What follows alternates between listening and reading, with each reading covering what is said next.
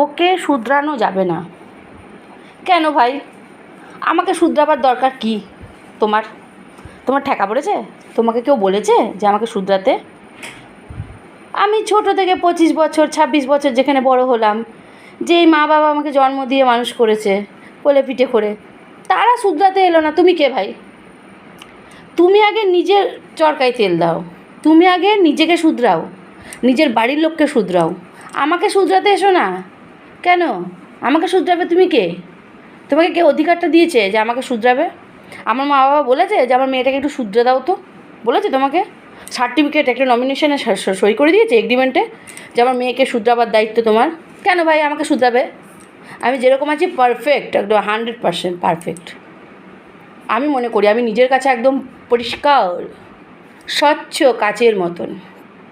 তো আমাকে শুধরাবার দায়িত্ব তোমাকে দিয়েছে নাকি তো আমার মা বাবা?